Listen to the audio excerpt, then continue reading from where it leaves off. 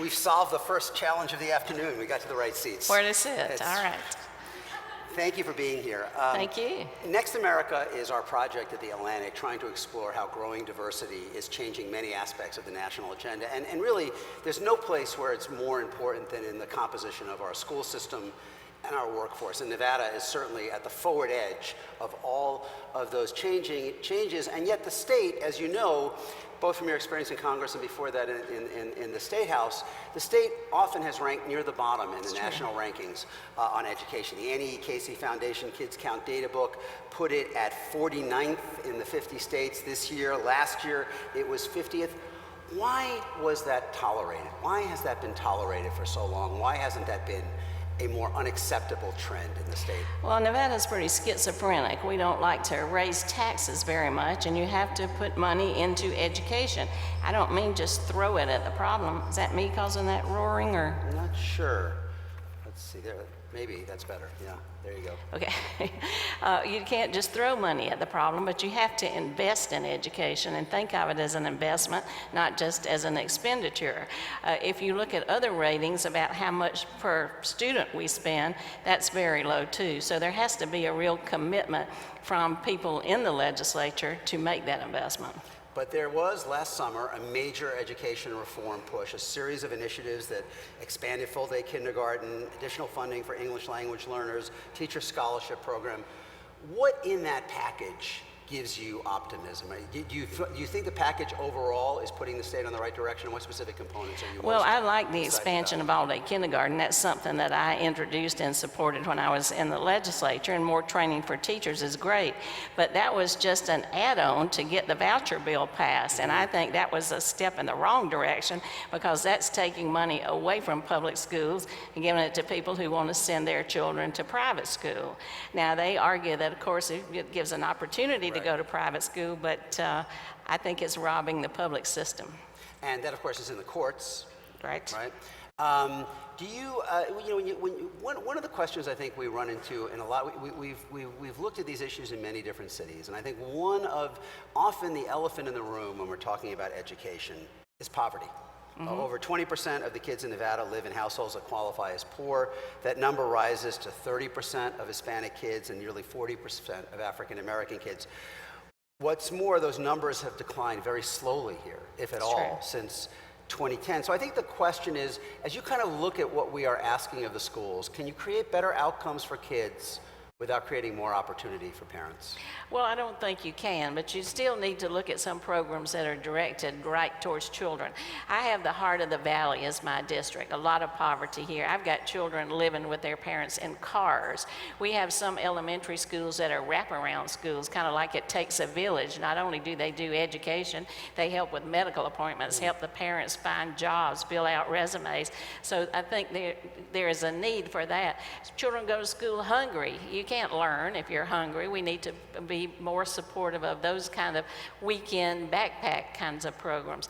But certainly you've got to offer opportunities for jobs for the parents in order to be able to have some trickle down so the students can do better. Now, one area that you have focused on in particular in the education sphere is STEM. Yeah. And you have written that, quote, early sustained exposure is important because research shows by the time students reach 4th grade, 1/3 of boys and girls have lost interest in science. By 8th grade, half deem it irrelevant to their future plans. We, in many different communities, putting low-income and minority students on a STEM pathway has been a challenge. Where do you think the state is on expanding that pipeline? Well, I hope they're moving in the right direction, and the one thing that gives me encouragement is the creation of magnet schools. I love magnet schools, charter schools not so much, but these magnet schools start at the elementary, middle school level, and then are feeder schools to the high school.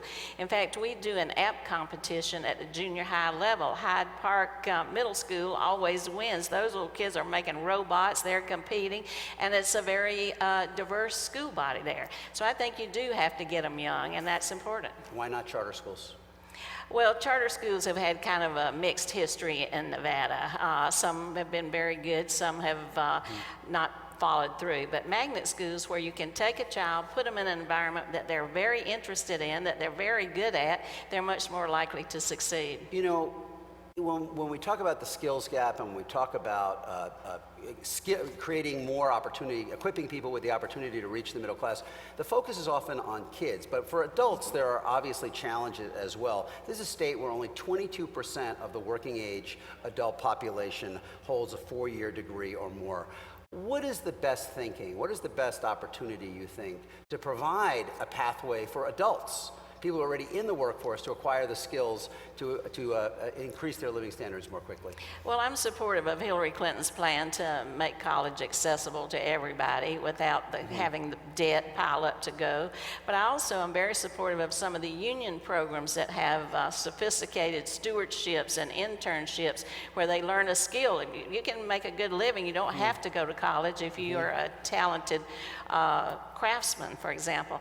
I've also got a bill that will give scholarships to minority serving institutions like CSN and UNLV for those minority students and women to go into the STEM fields, and a bill to allow for the VA to extend GI benefits for our service members who are coming home who have some skills who would lead them to the STEM careers, because they are usually more expensive, they take longer because you have to do lab courses. Let's incentivize them at the college level as well before they get to the workforce. You know, going back to your first answer, the history has been a kind of a low tax, low wage model, like many of the southern states in the 20th century. But now there is a lot of focus, a lot of talk about diversifying the economy beyond gaming, beyond the Strip.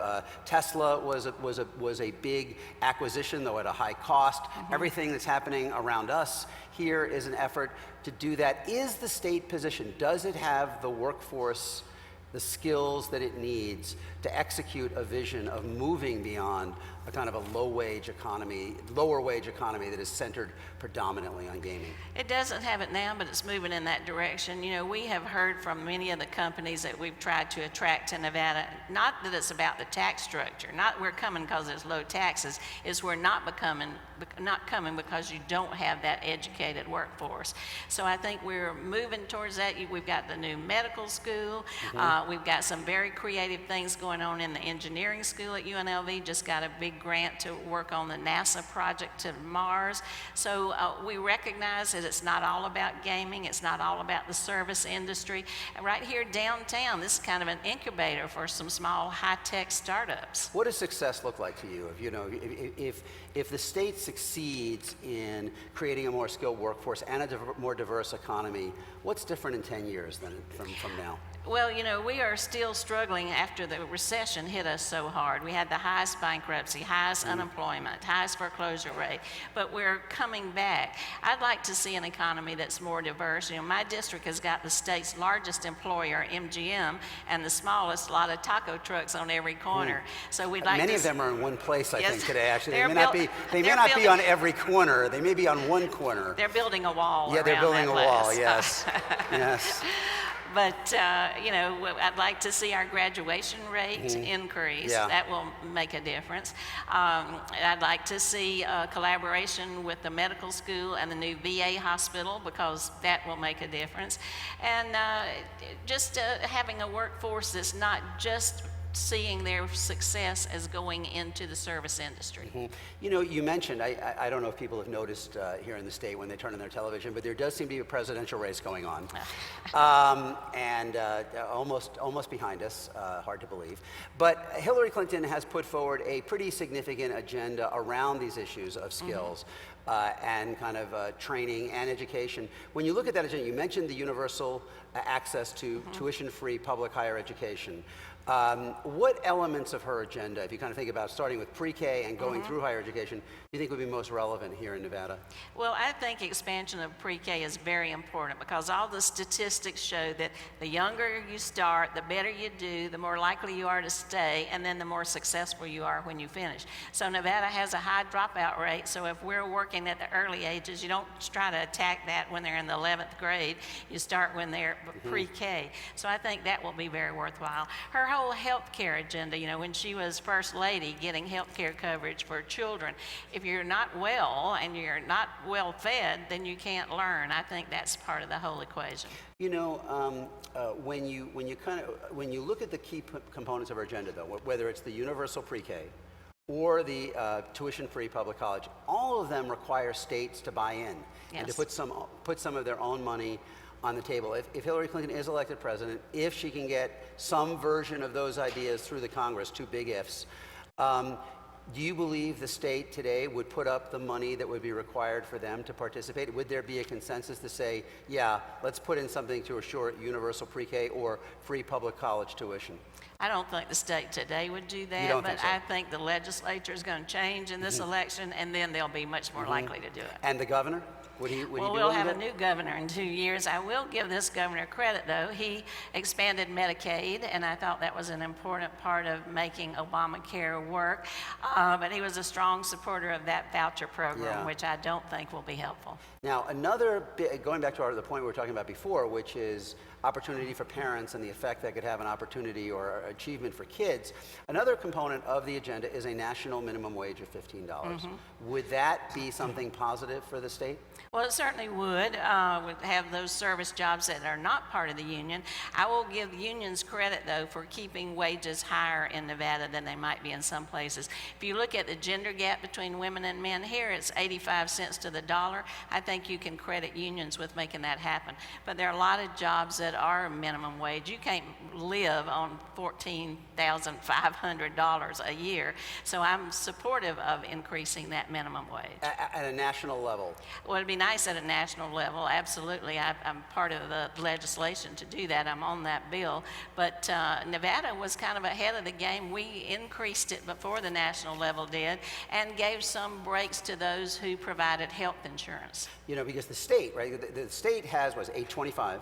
There was discussion of an effort to raise it at the state level, but as I understand it, that has been shelved now, right? That is not moving forward. If there is not national action, can you foresee state action?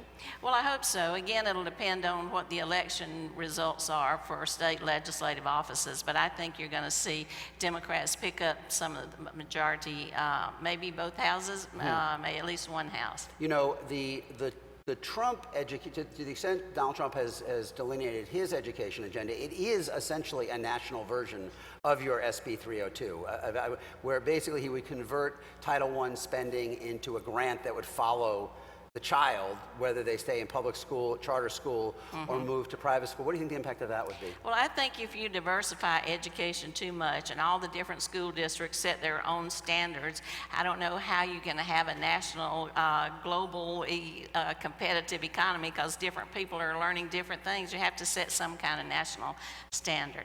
Now, it's a local issue, but one in which I'm sure you've given some thought. This whole question of decentralizing authority in the Clark County School Board, and it's provoked lots of different responses. What's your take on where they are and where they should end up? I'm very skeptical of that because I know it's a big school district. I know it has those kind of management problems, but you also have economy of scale.